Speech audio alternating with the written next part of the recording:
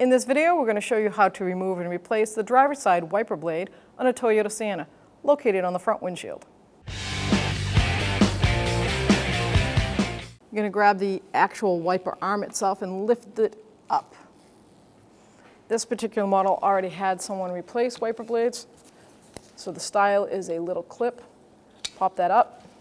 Then with both hands, you're going to grab the wiper blade and pull down like that. Does take a little force. Now before you get the new wiper blade, lower that arm onto the glass. Don't leave it up in case the spring snaps, it'll crack the windshield.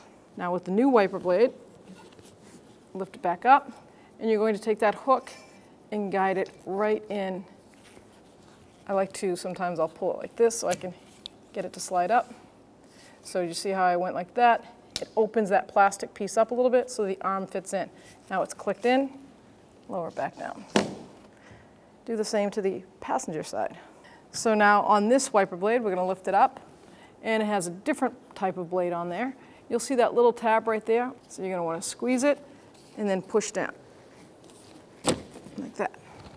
Now take the arm and rest it on the glass again. Take this, discard it, grab your new wiper, and you'll see how the hook goes this way. We're going to feed it right in. I like to, sometimes you can lift it up like that, pull on it, but it clicked right in, rest it back down. When only the best will do, demand TRQ.